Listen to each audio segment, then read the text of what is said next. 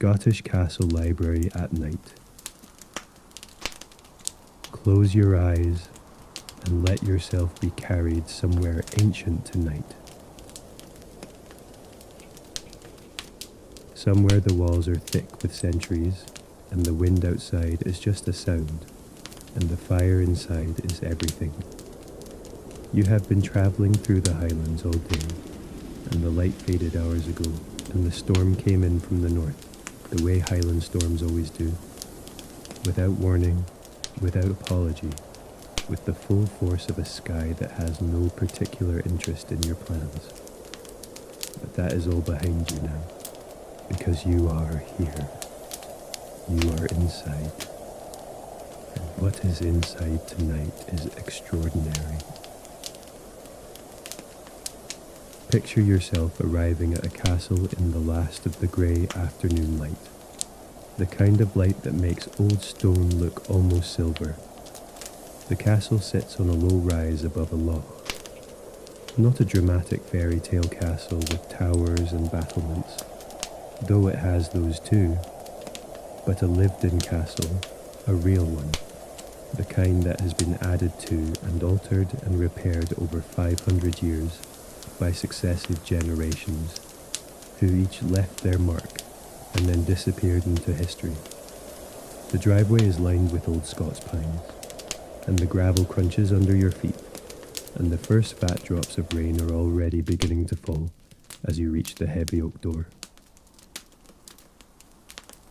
Inside, someone has lit the fires. You stand for a moment in the entrance hall, letting your eyes adjust. The hall is stone-flagged and high-ceilinged, a wide staircase rising at its far end, its banister dark with age and polish. There are antlers on the wall above the door, red deer, a large set, their tines casting long shadows in the light of a single lamp on a side table. Beside the lamp, a ceramic bowl of dried heather, its colour faded from purple to a soft grey lilac, its scent still faintly there if you lean close enough. A grandfather clock ticks steadily against the far wall, its face painted with a moon that has long since faded to a ghost of itself. Everything here has the quality of things that have been in exactly the same place for a very long time. Not neglected, cared for, polished, used, but utterly settled, as though the house itself has decided where everything belongs and nobody has seen any reason to argue. You can feel the warmth before you have even found the right room. It moves through the old corridors ahead of you, carried on air that smells of wood smoke and beeswax and something faintly floral. Dried lavender, perhaps, in a bowl on some windowsill you have not yet reached. You follow a long corridor, stone-flagged, its walls hung with old portraits and older tapestries, until a door stands slightly open at the far end, and through the gap you can see the warm, amber pulse of firelight. You push the door open and you step inside the library. It takes a moment to understand the scale of the room. The library runs the full length of one wing of the castle, a long, high-ceilinged room with tall windows set into walls that are, in places, 6 feet thick. The windows run from near the floor to well above head height, and beyond them the storm is now fully arrived. Rain streaming down the old glass in long silver rivers, the loch beyond invisible in the dark and the weather. But in here the room is warm and amber and entirely itself, as though the storm is simply something happening in another world that has no particular relevance to this one. The bookshelves rise from floor to ceiling on 3 walls. Not the neat uniform shelves of a modern library, but centuries of accumulated shelving, some of it clearly original to the castle. dark oak carved with simple patterns at the cornices, and some of it added later, lighter wood, fitted carefully between the older sections. All of it filled, absolutely filled, with books. Leather-bound volumes in deep reds and greens and browns, their spines faded and gilded. Paperbacks wedged sideways into gaps. Folios too large to stand upright, lying flat on the wider shelves. Maps rolled and stored in a tall wooden cylinder in one corner. A set of encyclopedias that runs the entire length of one lower shelf. Their matching spines the dark green of a highland hillside in summer. There are reading ladders, 2 of them the kind that run on brass rails fixed to the shelves, and you can see from the way they sit at slight angles that they are used often and without ceremony. Someone has left a book open one of the upper rungs, face down, as though they climbed up in a hurry to find something and intended to come straight back. The ceiling is plasterwork, elaborate and old, its original white long softened to a warm cream. A chandelier hangs from the centre, fitted at some point in the past century with electric candle bulbs, but they are not the source of most of the light tonight. Tonight the light comes from the fire. The fireplace is magnificent. It is a castle fireplace, which is to say it is enormous, wide enough that you could stand inside it without stooping. Its surround carved from local stone sometime in the 17th century. The stone worn smooth at the edges by centuries of hands resting on it, leaning against it, warming themselves beside it on exactly the kind of night this is. The fire burns high and generous inside it. 4 or 5 substantial logs arranged on a heavy iron grate. The flames reaching well up into the chimney. The whole hearth radiating heat outward into the room in great generous waves. Above the fireplace, an oil painting of the loch in summer, all blue water and green hills under a pale sky, and you find yourself looking from the painting to the windows and back, the contrast between the summer scene above and the November storm outside so complete that it feels almost like 2 different realities existing in the same room. To the left of the fireplace, 2 deep armchairs face the fire at slight angles to each other, upholstered in a dark green fabric that might once have been velvet and is now something softer and more complex, worn into comfort by years of use. Between them, a small round table with a lamp, its shade a warm amber that adds its gentle light to the room. On the table, someone has left a tray, a pot of tea, still faintly steaming, a cup and saucer, a small plate with 2 shortbread biscuits, a folded linen napkin. You take the nearest chair. The moment you sit, the room seems to settle around you, the way a room does when it finally has the person it was waiting for. The chair receives you completely, its arms at exactly the right height, its back deep enough that you can let your head rest without any effort at all. The fire is directly in front of you, close enough that you can feel the heat on your face and hands, far enough that it is entirely comfortable. The rain on the tall windows to your right makes a sound that is both percussive and continuous. A steady rushing rhythm that fills the silences between the fire's crackle and settles into something very close to music. You pour the tea without thinking about it, the way you might do anything in a room this comfortable, automatically, easily, as though you have been doing it here for years. The pot is heavy and old, silver-plated, its handle worn where countless hands have held it.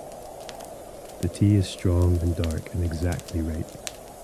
You wrap both hands around the cup and feel the warmth move through your palms, into your fingers, and you exhale very slowly. And for the first time all day, your shoulders drop to somewhere approaching their natural position. Outside, the storm finds a new gear. The wind rises in a long, sustained gust that makes the old windows flex very slightly in their frames. A barely audible groan of stone and lead and glass.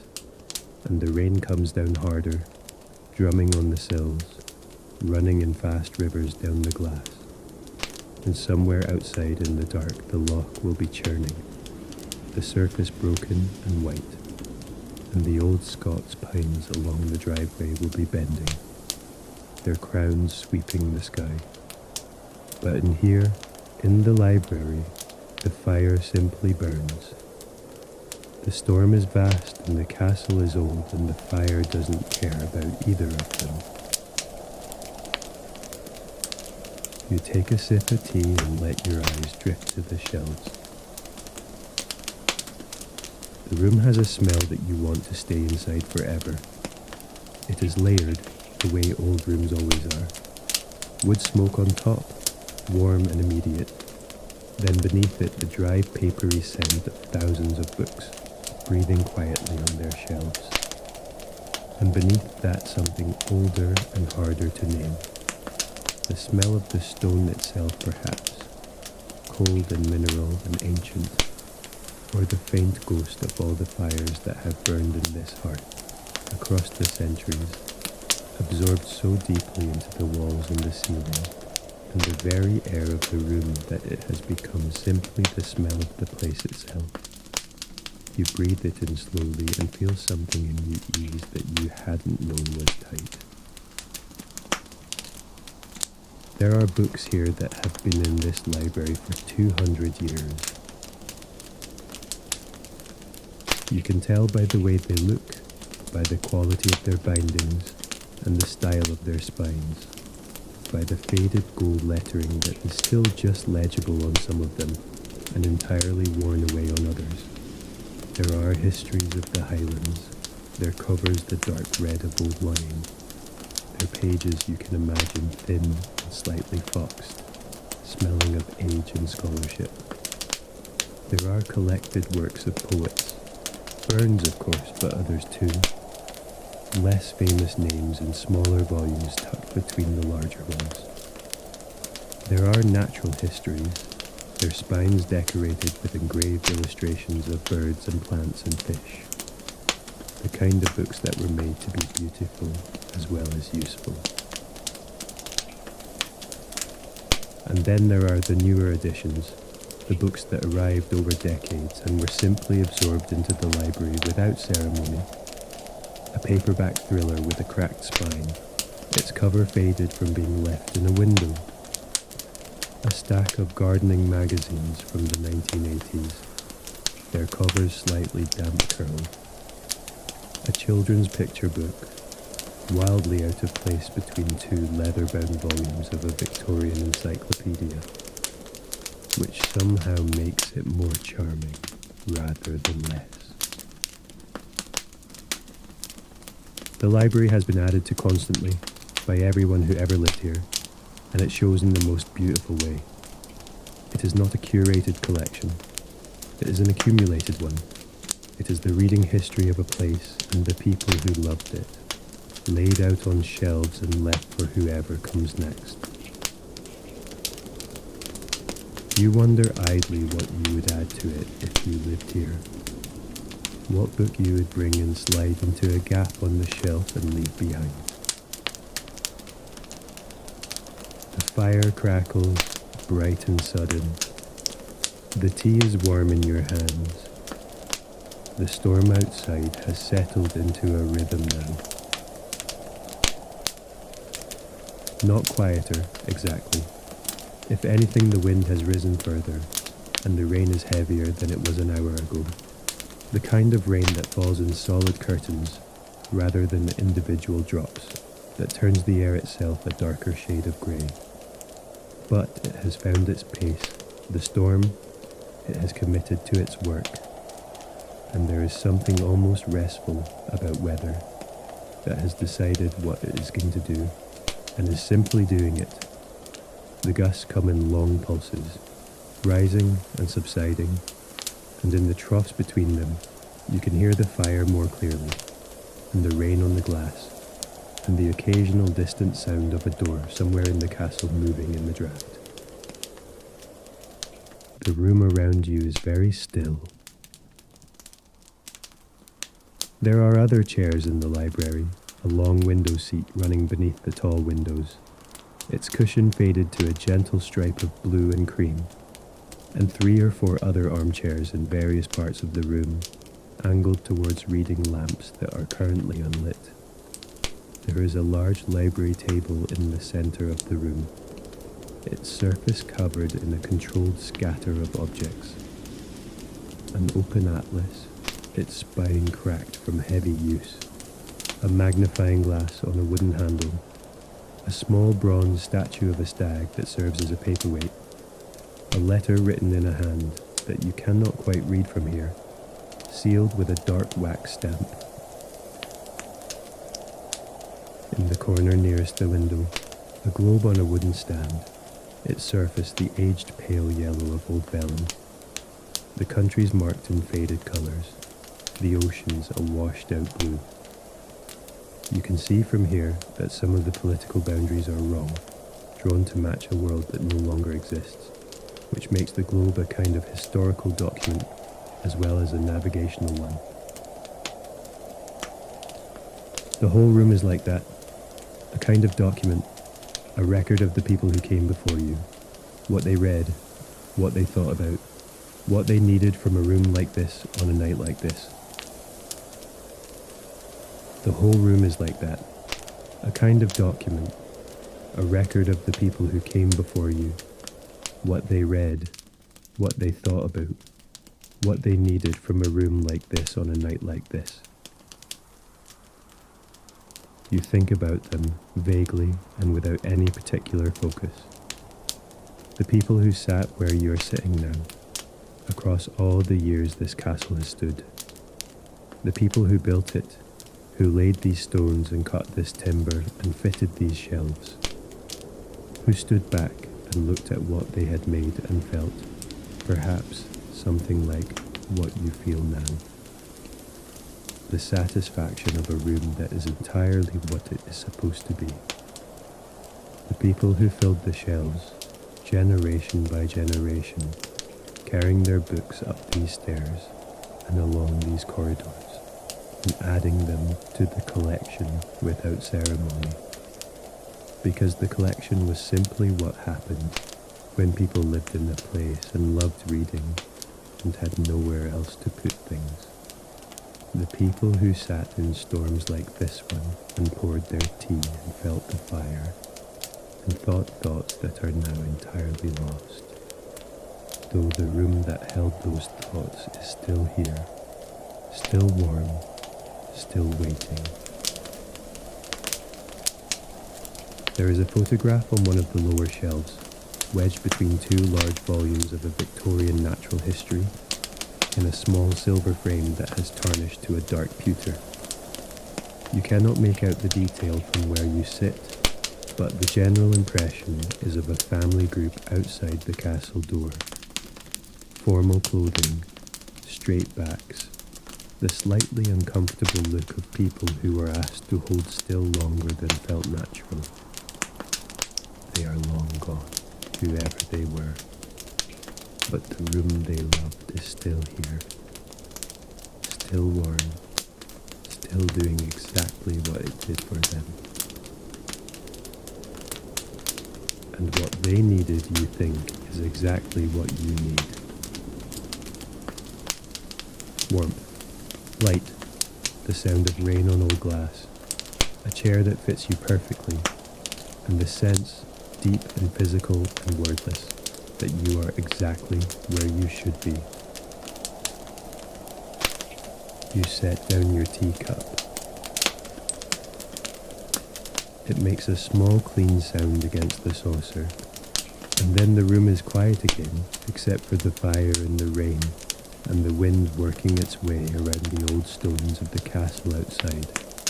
You settle back further into the chair, letting it take more of your weight, and you feel the deep muscle groups of your back begin to release one by one, as though each vertebra is being given permission, individually, to stop working so hard.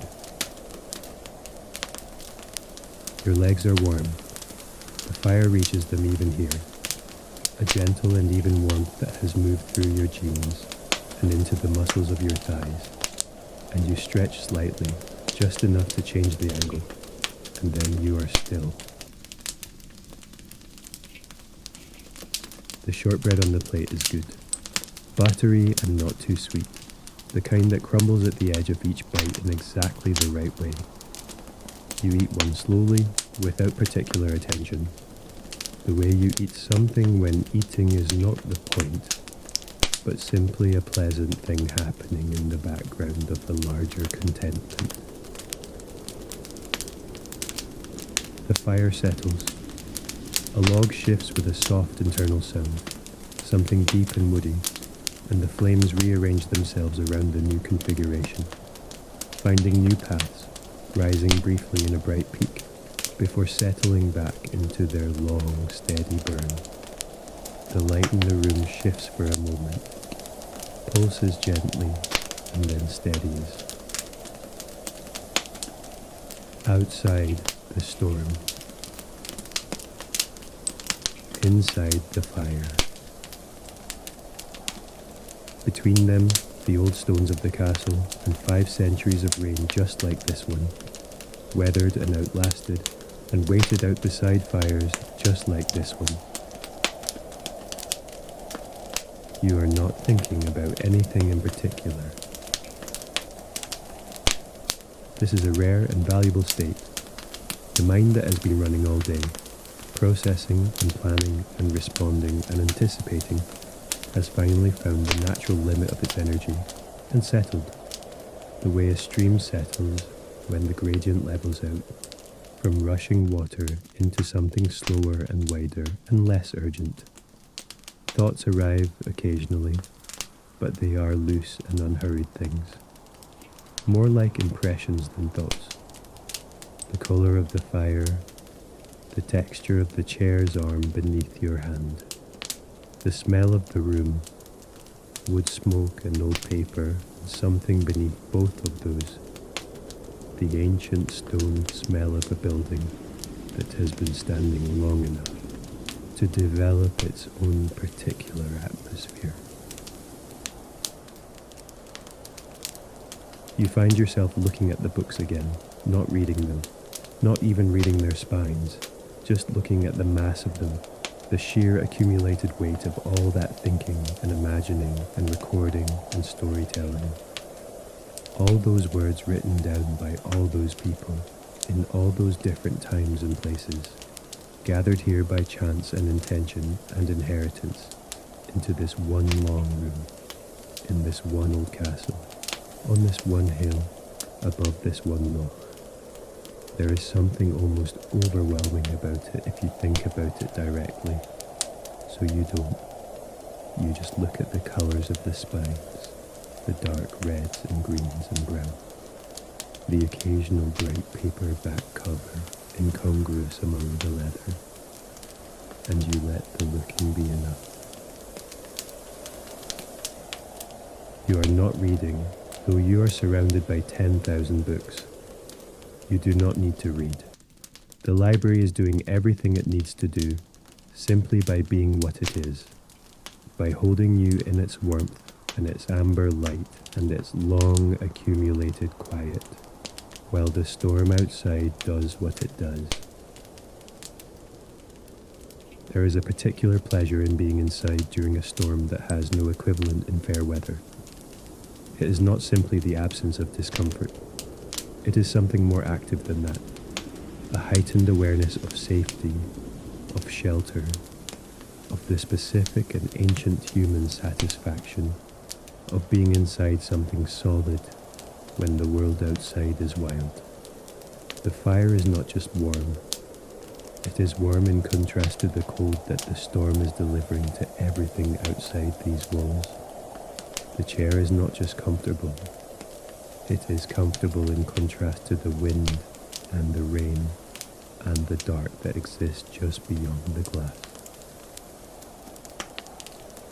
You're aware of all of this, and then you're less aware of it, and then you're simply here in the chair, warm and breathing slowly, and letting the fire and the storm do what they have always done. The lamp on the small table between the chairs flickers once. Not a dramatic flicker, just a brief gentle dimming, as though the light is settling, finding its final level for the evening. And then it is steady again, its amber shade warm and unchanging, and the room is as it was, and the fire is as it was, and the rain on the glass is as it was. You are aware that the evening is deepening around you. Not that it matters, there is nowhere to be. There is nothing that requires your attention tonight, nothing waiting in another room, nothing that cannot wait until morning. The castle holds its breath around you, old and patient, and entirely indifferent to time, as it has been indifferent to time for 5 centuries. One more evening in the library is simply one more evening in the library. It has seen hundreds of them, thousands. It will see thousands more. You are simply the latest person to sit in this chair and let the fire warm you while the storm did its work outside. The thought is, unexpectedly, deeply comforting. You are part of something long, something that began long before you arrived and will continue long after you leave. The chair has held other people on other stormy nights, people who are now themselves long gone, and it held them just as it is holding you now. And the fire burned for them just as it is burning for you now, and the rain fell on the old glass just as it is falling now, and they sat and grew warm and heavy, and eventually, gently, they slept. As you will sleep, let your body grow heavy now. Feel the weight of yourself in the chair, the comfortable, surrendered weight of a body that has stopped bracing against anything. Let your arms be still. Let your hands lie open and warm, no longer holding anything, no longer needing to hold anything. Let your jaw unclench, gently and completely. Let the small muscles around your eyes soften and release. Let the space between your shoulder blades widen, just slightly, as though the chair is expanding to accept more of you. Let your breathing deepen without effort. One slow breath in through the warm, smoky air of the library, and then a long, slow breath out, and then another, finding its own pace without any help from you. Notice the warmth at your feet, where the fire's heat has settled into the lowest part of the room and gathered there, patient and even. Notice the warmth at your hands, your face, the front of your body that faces the hearth. Notice the deep, padded comfort of the chair at your back and sides, holding you without effort, requiring nothing of you in return. The fire is in front of you, steady and warm and generous. The rain is on the windows, constant and rhythmic and entirely outside. The castle walls are around you, 6 feet thick in places, older than anyone alive, patient beyond any measure of patience you could apply to them. You are held by all of it, by the fire and the stone and the rain and the dark and the amber light and the 10,000 books on their shelves and the centuries of other evenings that this room has absorbed into itself. You are held completely. There is nothing you need to do. There is nothing you need to be. There is only this room, and this warmth, and this slow and deepening quiet. Let your thoughts become loose. Let them drift without direction, without needing to arrive anywhere. They are just thoughts, passing things, like weather, like the clouds outside that are carrying the rain. Clouds that will move on by morning and leave the sky clean and cold and entirely indifferent to the drama they cause tonight. Your thoughts are like that. They pass. You do not need to follow them. The fire breathes, the rain falls. Somewhere in the castle, a clock strikes. You count the strokes without meaning to. 3, 4, and then you lose count, and it doesn't matter. Because time in a room like this is a different kind of thing than the time that exists outside it. Time in this library moves at the pace of the fire, the pace of the rain, the pace of a long evening in a deep chair with nothing required of you. It is slow and full and entirely sufficient. The beeswax candles on the mantel have burned down a little since you arrived, their flames steady and small in the still air of the room, their light adding its own warm note to the fire's amber. You watch one of them for a while, the way its flame barely moves, standing almost perfectly upright, only the faintest tremor at its tip betraying that it is a living thing and not just a painted light. There is something hypnotic about a candle flame in a still room, something that the eye returns to without being asked, again and again, not because there is anything to understand, but simply because there is something to receive. The fire has burned down somewhat from when you first sat down. The logs are lower on the grate, their surface is gone to a deep glowing red that shades towards white at the hottest points, and the flames are quieter now, less dramatic, more sustained. Not the high, lively fire of an hour ago, but the deep, lasting heat of a fire that has found its settled state and will hold it for hours yet. This is the best kind of fire. This is a fire at full maturity, giving everything it has, steadily and without show. The room is very warm. Your feet are warm. Your hands are warm.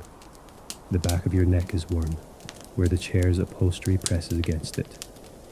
Even the air you're breathing feels warmer than air usually does, slightly sweet with wood smoke, carrying the faint ghost of the tea you drank, and the shortbread and the old paper smell of 10,000 books breathing slowly around you in the dark. You are sinking now, not uncomfortably, not suddenly, but slowly and completely, the way water finds its level, the way a tide comes in, gradually, inevitably, without drama, without resistance, because there is no reason to resist, and there never was. The boundary between waking and sleeping has become soft and wide and pleasant, a place you can rest in rather than a line you cross. You are in that place now, aware enough to notice the fire, the rain, the warmth, the deep comfort of the chair, but less attached to any of it than you were an hour ago. Less attached to anything, floating slightly in the warmth and the amber light and the long continuous sound of rain on glass that has become as natural and unremarkable as your own breathing. The library holds you. It has held others before you. It will hold others after you. It does not distinguish. It simply holds warm and still and full of the breathing of 10,000 books, full of the light of a fire that will burn through the night, full of the sound of a storm that will pass by morning. It holds all of it with perfect equanimity, the way old places hold things, not grasping, not preserving, simply being large enough and old enough and warm enough that everything finds its place within it. You have found your place within it. The chair, the fire, the rain, the dark beyond the glass. The long, slow breath in and the long, slow breath out. These are your coordinates tonight. These are all you need. The storm outside is extraordinary. Even now, even through the thickness of your approaching sleep, you are aware of it, that great oceanic sound of wind across the Highland hills, sweeping down from the north across miles of open moorland, bending the heather flat, driving the rain in great curtains across the loch, filling the burns with fast dark water that runs towards the sea. It is vast and ancient and entirely impersonal, this storm. It doesn't know you are here. It does not know about the fire or the chair or the library with its 10,000 books. It doesn't know about the castle, though the castle has been here longer than most storms bother to remember. The storm simply does what it does, moves through, spends itself, passes on. And the castle simply does what it does, stands, holds, keeps the fire burning, and the warmth inside and the rain outside where it belongs. This has happened thousands of times. Storm and castle, wind and storm, rain and fire, the same transaction, repeated across 5 centuries, the same terms every time. The storm gives everything it has, and the castle absorbs it without complaint, and the people inside sit by their fires and are warm, and eventually they sleep. You are not the first, you will not be the last, but you are here now, and now is the only time that matters, and now is warm and amber and full of the sound of rain on glass that is so familiar by this point that it is less like a sound and more like a texture, something you are wrapped in rather than something you are listening to. But you know about it, and knowing about it, being aware of its size and its force and its complete indifference to you, while sitting warm and still inside 500 years of stone, that is the thing. That is the specific and irreplaceable pleasure of tonight. You are small and warm and safe inside something vast and old and strong. The storm can have the hills. It can have the loch and the drove roads and the old Scots pines and the cold dark sky above them all. You do not need any of it tonight. What you have is this fire and this chair and this room full of centuries of other people's reading, and the sound of rain on old glass, and the feeling, deep and physical and entirely certain, that you are exactly where you are supposed to be. Let it carry you.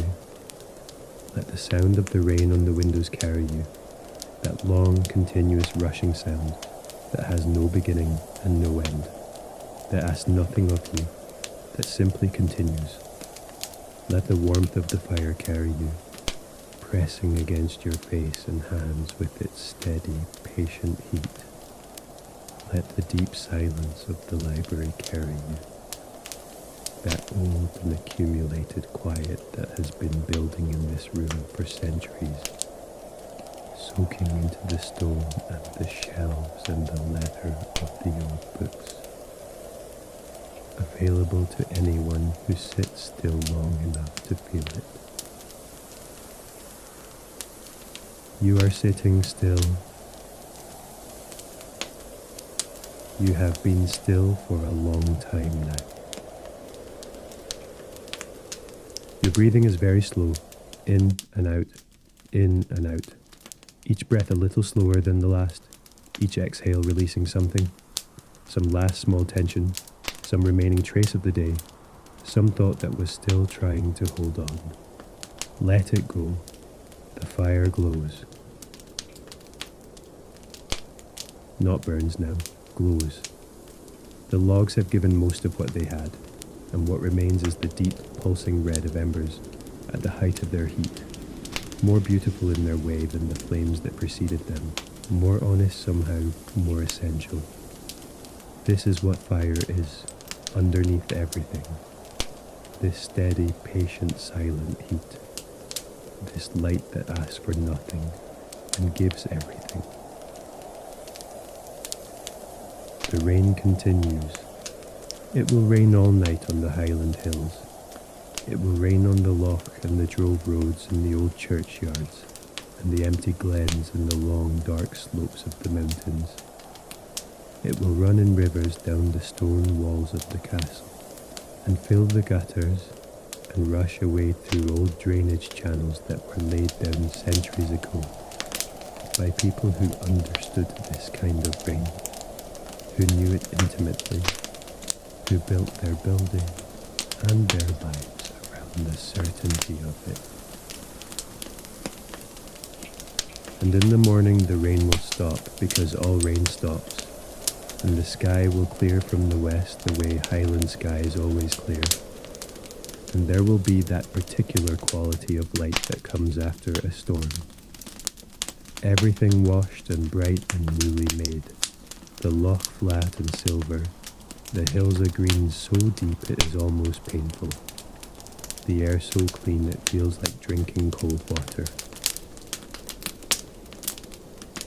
But that is morning. Morning is very far away. Right now there is only the library and the fire and the rain and the deep warm dark of a room that has held people on stormy nights for 500 years, that knows exactly how to do this, that requires nothing from you except your presence and your willingness to let go. You are letting go. You have let go. The fire breathes its slow and patient breath. The castle holds. The storm moves across the hills beyond the dark windows, doing what storms have always done, what they will always do. Long after this night is a memory, and the memory itself is gone.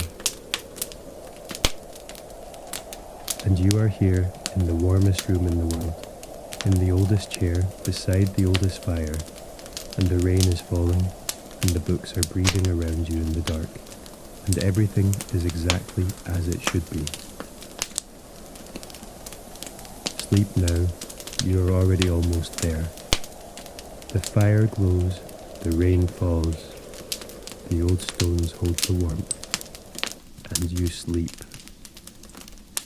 Ambient sounds continue, fire, storm, rain on old glass, for remainder of audio.